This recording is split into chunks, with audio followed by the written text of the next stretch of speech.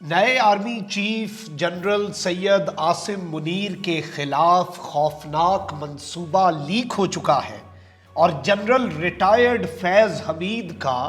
نام بھی اس منصوبے میں سامنے آ چکا ہے۔ بہت بڑا دعویٰ ہے اور آخر جنرل ریٹائرڈ فیض حمید کیا کر بیٹھے اور اس وقت یہ دعوے کہاں سے آ رہے ہیں، یہ اندر کی باتیں کون لیک کر رہا ہے، بہت سے سوالات اس وقت کھڑے ہو چکے ہیں۔ جبکہ عمران خان صاحب نے جنرل سید عاصم منیر سے بہت بڑا مطالبہ کر دیا ہے اور پاکستان کی افواج کی نئی لیڈرشپ کو نام لے کر مخاطب کر کے بڑا واضح پیغام دیا ہے۔ جبکہ دوسری جانب جنرل قمر جاوید باجوہ کے ریٹائر ہوتے ہی امپورٹڈ حکومت نے جنرل باجوہ کو بہت بڑا سرپرائز دے دیا ہے اور ایک ایسا اقدام اٹھایا ہے جو میسج ہے سابقہ فوجی لیڈرشپ کو بھی اور موجودہ فوجی لیڈرشپ کو بھی اس امپورٹڈ بھانمتی کے کنبے کی جانب سے۔ بسم اللہ الرحمن الرحیم، السلام علیکم ناظرین کرام، میں ہوں مخدوم شہاب الدین اور آپ دیکھ رہے ہیں میرا فیس بک اور یوٹیوب چینل۔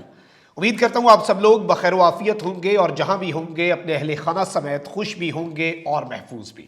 ناظرین کرام، پاکستان کی افواج کی کمان تبدیل ہو چکی ہے۔ جنرل سید عاصم منیر پاکستان کی فوج کے نئے سپہ سالار ہیں اور جنرل قمر جاوید باجوہ اب پاکستان کی فوج سے باضابطہ طور پر ڈائریکٹلی الگ ہو چکے ہیں۔ البتہ انہوں نے تو گمنامی میں جانے کا کہہ دیا، لیکن سوشل میڈیا ایک جانب تو جنرل باجوہ کو گمنامی میں جانے نہیں دے رہا اور back to back fact focus کی ایک کہانی ان کے بطور آرمی چیف آخری ایام میں آئی تو ان کی ریٹائرمنٹ کے فوری بعد ان کی اہلیہ کی ایف بی آر سے کورسپونڈنس اور خط و کتابت جو ہے وہ بھی فیکٹ فوکس نے لیک کر دی۔ ایک جانب تو یہ سب ہو رہا ہے تو وہیں دوسری جانب جنرل قمر جاوید باجوہ کے ریٹائر ہوتے ہی حکومت نے بہت بڑا یو ٹرن لے لیا ہے اور اعظم نذیر تارڑ کو دوبارہ وزیر قانون بنانے کی تیاری شروع کر دی ہے۔ جنرل قمر جاوید باجوہ کے ریٹائر ہوتے ہی پی ڈی ایم حکومت نے یو ٹرن لیا اور اس وقت اعظم تارڑ جن کی موجودگی میں گزشتہ مہینے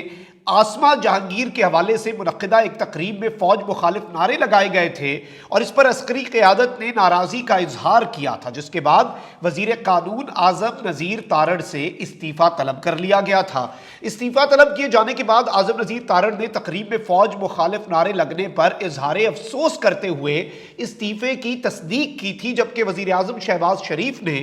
اعظم نذیر تارڑ کا استعفیٰ آنے کے بعد ایاز صادق جو ہیں انہیں وزیر قانون کا اضافی چارج دے دیا۔ تاہم جنرل قمر جاوید باجوہ کے ریٹائرڈ ہونے کے چند گھنٹے بعد ہی وزیر اعظم نے اعظم نذیر تارڑ کے وزیر قانون کے عہدے سے استعفے کو مسترد کر دیا اور انہیں اپنے عہدے پر کام جاری رکھنے کی ہدایت کر دی۔ وفاقی وزراء کا وفد گزشتہ روز وزیر اعظم شہباز شریف کا پیغام لے کر اعظم نذیر تارڑ کے گھر ان کے پاس چل کر گیا۔ اسحاق ڈار، رانا ثناء اللہ، ایاز صادق، سعد رفیق اور مریم اورنگزیب پر مشتمل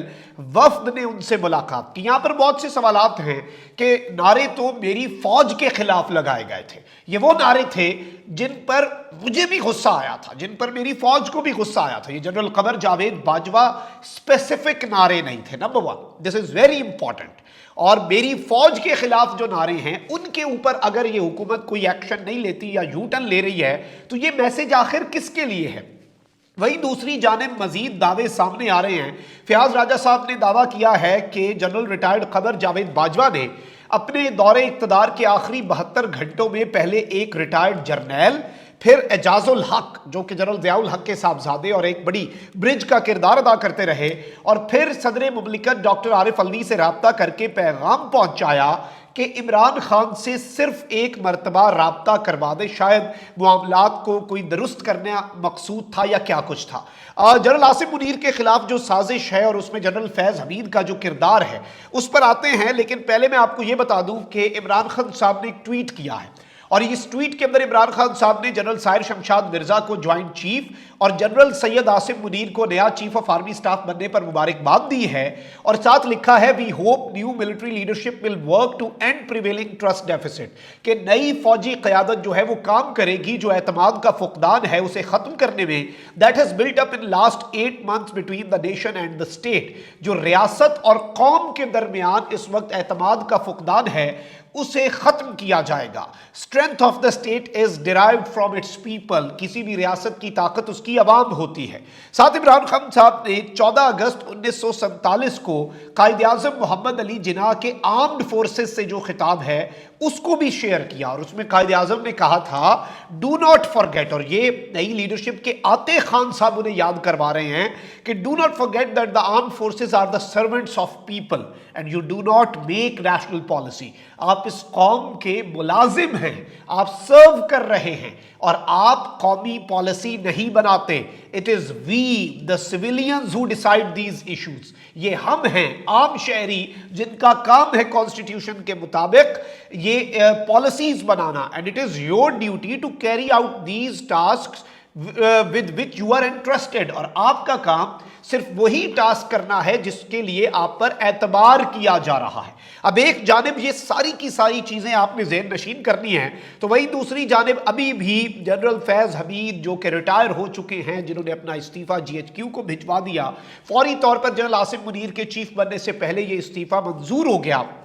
اب اس سب کے اندر کامران شاہد صاحب نے ایک بہت بڑا انکشاف کیا ہے. اس کے ساتھ ساتھ فیصل واڈا صاحب نے بھی بات کی ہے, اور فیصل واڈا صاحب نے کہا ہے کہ عاصم منیر کا نام سمری سے نکلوانے کی کوشش کی گئی. میں نے ایک بار عاصم منیر کو وزیر اعظم ہاؤس میں کہا تھا کہ آپ کے خلاف فیلڈنگ سیٹ ہو گئی ہے. جب انہیں ہٹایا تو میں نے جنرل عاصم منیر کو کہا کہ میں تو آپ کو کہتا تھا, تو جنرل عاصم منیر نے کہا کہ اللہ پر چھوڑ دیں یہ معاملہ, اور سمری سے نام نکلوانے کی کوشش کی گئی. یہ فیصل واڈا ٹی وی شوز میں کہہ رہے ہیں کہ جنرل عاصم, اور ظاہری بات ہے نئی لیڈرشپ آ چکی ہے, اب آپ بتائیں متنازع بنانے کی کوشش کون کر رہا ہے. اب اس سب کے اندر 4 بڑی رکاوٹیں. یہ پہلی مرتبہ اپنی طرف سے کامران شاہد نے نیشنل ٹیلی ویژن پر بیٹھ کر خبر بریک کی ہے کہ 4 بہت بڑے رکاوٹوں کو عبور کر کے general Asim Munir chief of the army staff بنے ہیں. میں بلکہ آپ کو سنوا دیتا ہوں کامران شاہد صاحب کی اپنی زبانی کہ وہ کیا کہہ رہے ہیں. Against all heavy odds general Syed Asim Munir جو ہے وہ آرمی چیف بنے, اور یہ مجھے آپ کو بتانے دیں کہ ہوا کیا کیا مختصراً. سب سے پہلے عاصم منیر صاحب کو روکنے کے لیے ایک پرپوزل آیا ایکسٹینشن کا, اور باجوہ صاحب ایکسٹینشن دے دیجیے. یہ باجوہ صاحب کی طرف سے نہیں تھا, یہ عمران خان صاحب نے اس کو آئیڈیا دیا, لیکن وہ آئیڈیا بھی جو ہے وہ آدھے راستے میں ختم ہو گیا. یہ جنرل عاصم منیر کو روکنے کے لیے آرمی چیف یہ پرپوزل تھا. دوسرا, میں آپ کو بڑی ذمہ داری سے بتا رہا ہوں کہ مارشل لا کا امکان بھی تھا اس ملک کے اندر, لیکن کور کمانڈر کانفرنس کے اندر جو ہے اس آئیڈیا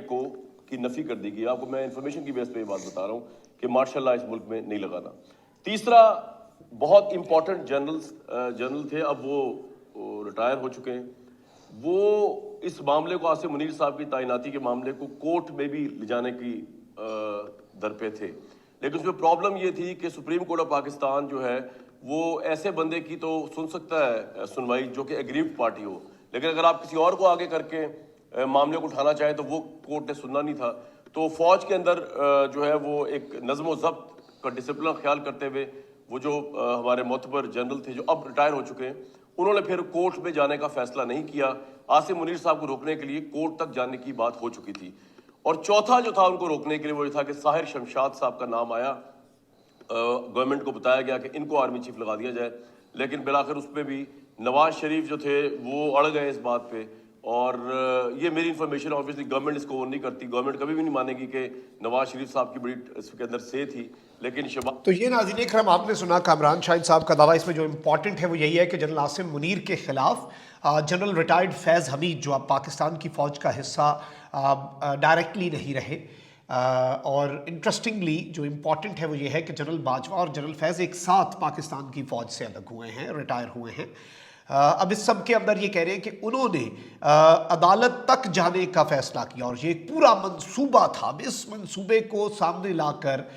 اس طرح کی باتوں کو نیشنل ٹیلی ویژن پر کر کیا مقصد اچیو کیا جا رہا ہے یہ مجھے سمجھ نہیں آ رہی, اور متنازع کون بنانا چاہ رہا ہے ملٹری لیڈرشپ کو, اور پولیٹیکل پارٹی جو کہ پاکستان کی سب سے مقبول ہے اسے پاکستان کے اسٹیبلشمنٹ کے خلاف ایک محاذ آرائی کا جو ماحول ہے وہ کون بنانا چاہ رہا ہے. تو بہت سی چیزیں واضح ہو جائیں. اپنا بہت خیال رکھیں. اللہ نگہبان. پاکستان زندہ باد.